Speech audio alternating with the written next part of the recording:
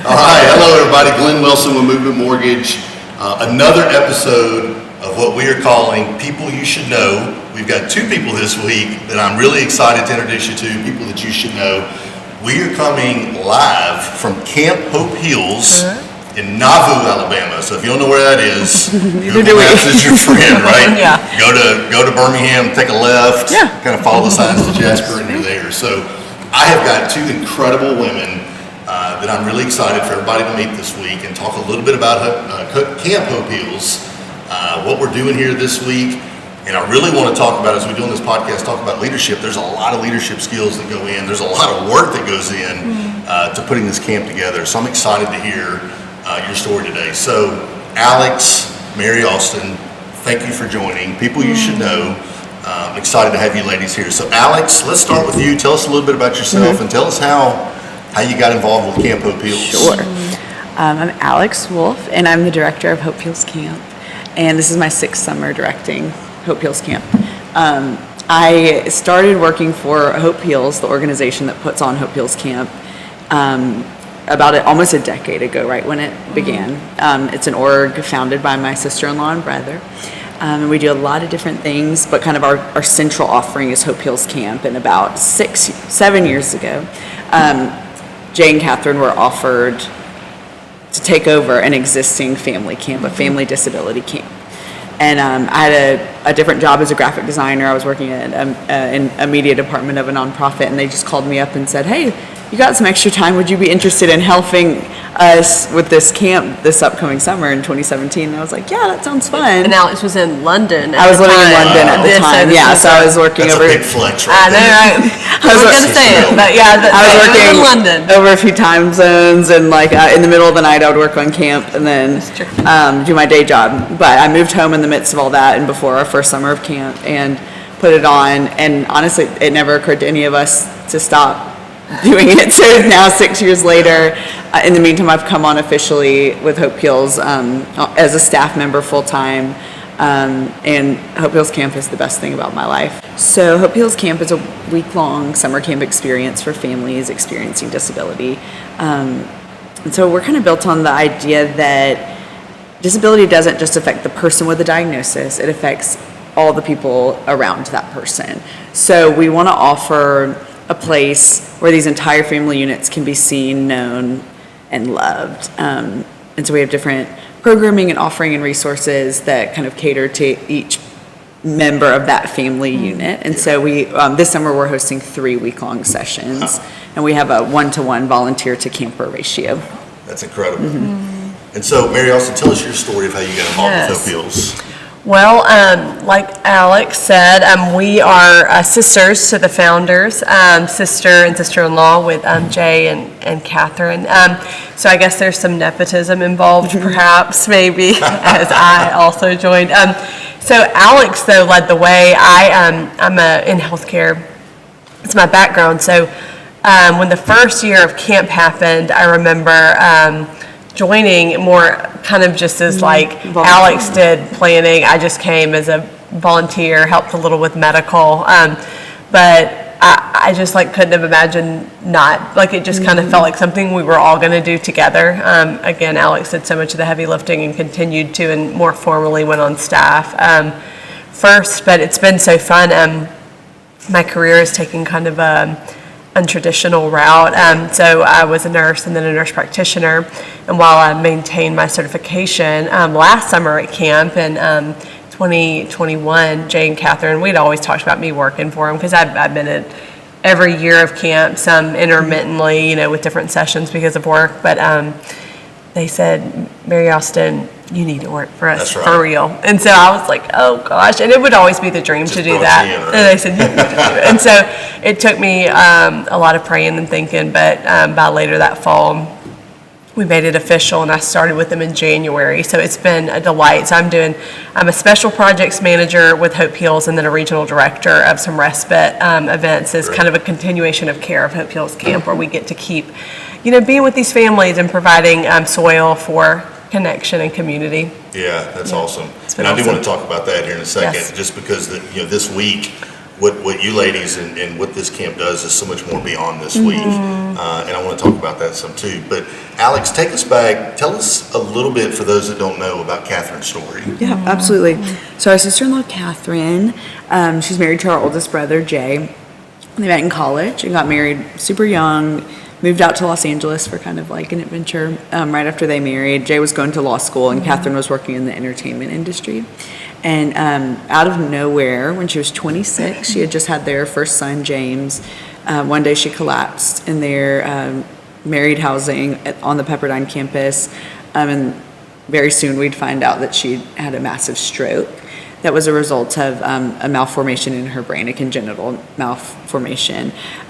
So she was not expected to live, but kind of against every odd. She lived after a 16-hour brain surgery, was in ICU for 40 days, and then was in neuro rehab for a year and a half. So she relearned to walk, to talk, to take care of her son, to do everything. And now she still lives with massive disabilities. It's almost 15 years later. But she's recovered and she lives this new normal. Yeah. And since she has given birth to another son named John, and she is a writer and a speaker and a leader and a faith leader. And this camp has been one of the many unexpected kind of redemption arcs from this very horrific story. Yeah. You know, something, I heard something a while back that's resonated with me for a while, and something that I think about when I think about Jay and Catherine, their story, what you ladies do here, the impact. You know, I heard somebody say one time, we will never know this side of heaven the impact that we've had on somebody else, right? We are not going to know until we get there, until we meet Jesus, and Jesus says, well done, my good and faithful servant. And when we walk in, and we're going to see all these folks that are saying, hey, I'm here because of you. You know, folks we didn't know on this side of heaven. And, you know, I know Catherine's story was a tough one, not only on her and Jay, but with the family. But it's one of those things where, you know, God is using that to pour into Hope Hills. And there's so many folks that all of you guys are going to see on the other side of heaven that say, hey, I'm here because of you. With no wheelchair, with no walker, right? With no dietary needs, those type of things that we have here, right? It's just going to be, hey, I'm here because of you. So I wanted to encourage you with that. I heard that, and I think of that every time I think about Hope Hills. Every time I come here and come down that driveway and start meeting these families, think about, you know, so dear. You're never going to, let's all cry together. How about that, right? But that, I do think about that because it's true. Yeah. You ladies will never know that. So tell us what it's like to plan, right, this week. Because it's not something where you ladies come together, you know, end of April and say, hey, let's plan camp, right? This is a long process. Mary Alice, kick us off. Tell us what it's like to put this together. Oh, well, I will certainly talk about that. I will say Alex has led and bared much of the weight and responsibility of this. And this year it's been really fun as our team has grown. Alex has been able to delegate some pieces, but maintains that, you know, she continues to have this big picture and passes out the pieces and keeps a lot of big and small. But it is a year process. The planning starts over, you know, and really, I mean, we already started thinking in August, but by September, there are some pretty specific steps that are already going into place. So it takes a village, and it has been so wonderful. We have a team now at this point, including Jay and Catherine. There would be 6 of us, and we actually have our 7th team member coming on next month, which will be so fun. But it takes all of us, and the process is, it's so unique. Hope Heals, we have such a diverse spread of both ages and diagnoses that we see. So it provides this really beautiful logistical nightmare. Beautiful community and a logistical nightmare, but it's worth worth every bit of it. But it creates some really interesting, complex, just kind of details of just programming and, you know, how we make this encouraging, uplifting, and meaningful to a lot of different age groups. But, you know, our youngest camper, we have 8 months. 8 months, and then this year is it, how old are we? 78. I So think to that's 78, the so oldest one. there's That's programming awesome. for 78. everybody in between, so And I think 44 diagnoses. it's a lot of things represented. So all that to say, it takes the year to get us where we Some need of to the go. kind of segments of that would be, we bring in special contributors, so speakers, musicians. One of our core ethos is we're going to bring the best of the best, because this demographic gets the dregs Yeah. almost always. They're forgotten, they're invisible, so we're going to bring in the best leaders, the best speakers, the best people to care for them. So that's a big, coordinating the contributors, coordinating our volunteers, which y'all know, there's a whole application process, a registration process, Yes. a vetting process, and Background checks. background checks, training, orientation. Then you have the programming, so we have to figure out what are we going to do for 5 days while we're all together in the middle of nowhere. That's right. We have to kind of start from the ground $1 up. cell signal. Yeah, exactly. I know, that. in one building with Wi-Fi. And then you have, this year we'll have 1,200 folks come Wow. through camp. And while only 600 of those are campers affected by disability, most of those 1,200 have exceptional needs, be it dietary accommodations, lodging accommodations. You know, two of your sweet boys have recently had injuries and surgeries that sometimes you need different rooming situations. Right. We have hospital beds brought in. We have transportation we have to coordinate.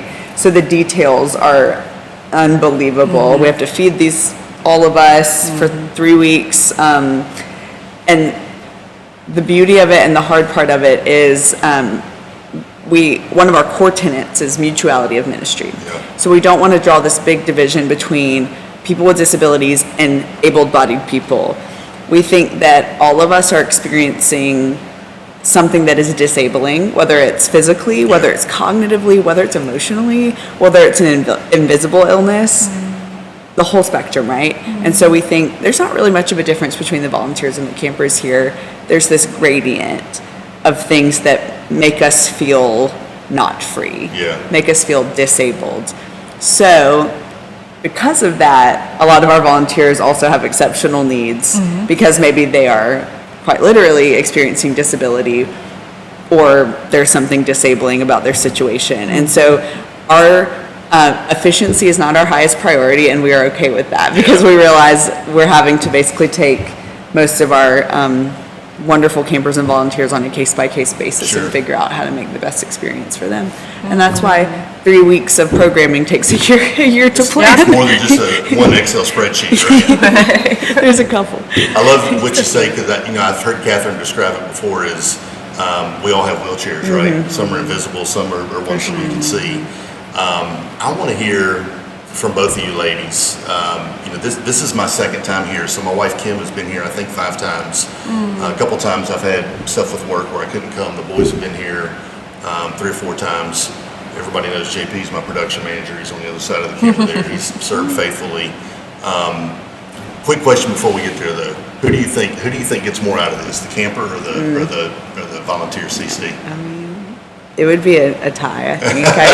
I'm tempted to say the volunteers, but I think our campers really do have their lives changed here, and our volunteers do too. So I think, again, if that blurring of the lines, no one's giving or receiving on a binary. It's like totally reciprocal in every way. And I think you would say that, Kim would say that, hopefully your boys would say that, everybody that gets to be a part of this community would say Absolutely. Yeah. Absolutely. I think volunteers would. I want to hear some favorite stories. Oh, right? that's such a good question. Put you on the spot there. No, 'cause I can. It's been many years. I know there's some that come to mind. But Mary Austin, you have any? You have someone deck you can think of? Absolutely. I think I have just met some of the most remarkable people at this camp, whether volunteer or camper. I mean, I don't leave here uninspired and unchanged every year. I mean, I'm so moved by the type of people I get to intersect with, and just the fact that from a volunteer standpoint, people would come here and pay money. And that, as an aside, our volunteers pay to be here, so our campers do not have to. Yeah. So if that speaks to the caliber of person who's here in Nauvoo, Alabama in July, they're paying just a little, like they're paying money to be here just to make somebody's life just maybe a tiny bit better. Like, so it's pretty hard to be here without being extremely moved. There are so many stories that I sit here and think of. I mean, I have so many new relationships and friends because of this that I'm even just sitting here thinking so we have a camper family named the Cheeks, and they had two girls, twin girls, Allie and Bailey Grace, that had a really rare diagnosis. They were just, I mean, honestly, maybe less than 100 in the world, and no identical twins. They were the only set with this particular genetic disorder, super rare. The Cheek family would come to camp, and we met at camp, and as we've just watched this progression, both of their girls at ages, I think, was it 6 and 7? 7 and 8. 7 and 8 have passed away of this illness, and now, and again, just to interact with someone, I just almost can't even fathom, as a parent, and I'm not a parent, but surviving kind of that. And now I'm in a Bible study, this mother leads, and I just think, what did I do to get to deserve that? I sit here and this woman and her husband pour out to me, and like I got to intersect with them at this camp, that I just feel like I did such small things to even help facilitate. I mean, I just feel so unworthy of the friendship and wisdom that I get, and it was all because of this camp. And honestly, we met because there's been some terribly hard circumstances. That's what it is. Like, from brokenness and difficulty is why this camp happened, and why The only common denominator. that's why we know each other. Here, yeah. So I feel pretty changed by the fact that now I have a teacher and, a Bible study leader because of this. So that is one of about 1 million beautiful stories from this. It's like hard to go down. You really do come across just like dozens every week that you just think, this is the most extraordinary person I've ever met, both as volunteers and campers. I mean, even like silly stuff of like, or not silly, but more lighthearted of, we had a volunteer come for the first time last week, and sweet man, his kids had been coming for years, and he finally was able to come with them because he retired, and he got assigned to a teenage camper with very severe autism. And when he got assigned his camper and read kind of his camper's information before he met his camper, I mean, he was truly like, freaked out. Oh my goodness. Like, he was sitting in the back of the room just like trying to kind of gather himself and thinking like, I can't do this. I've never done anything like this before.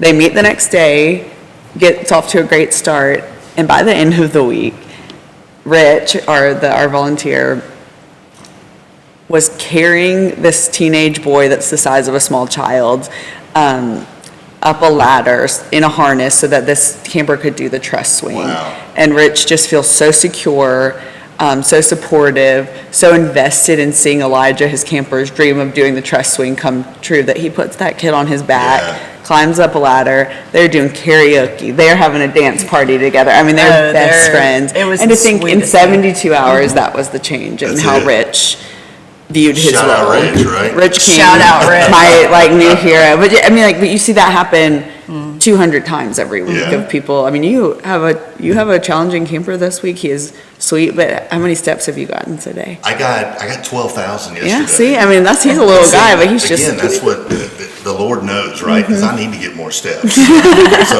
that's one of those things where He goes before you, right? Oh my goodness! And seeing you hold that. He's a good hugger. Oh Sean's a my good gosh. hugger. Every time I look over, you just have that big old bear hug. Yeah. You know, I shout out Gabe too. Gabe was my first. Yes, we Gabe still talk Norton. with Gabe and his parents. He's incredible. I had so much fun with him that first year, and I think we sang. This camp has not seen as much country music sang as it saw that week that Gabe was here. We Never again. Yeah. I got to tell you, ladies, I had the funniest experience yesterday. So you said something earlier that I want to affirm. when you guys plan this out, you get the best of the best here. So our musical guest this week is Christian Stanfield. Folks know who he is. If you don't, go to Spotify. You need to know who he is because he's incredible. We've got a camper here, Reagan, 6 years old, and her CC says that Reagan is 6 years old going on 15 years old. Yeah, right? yeah.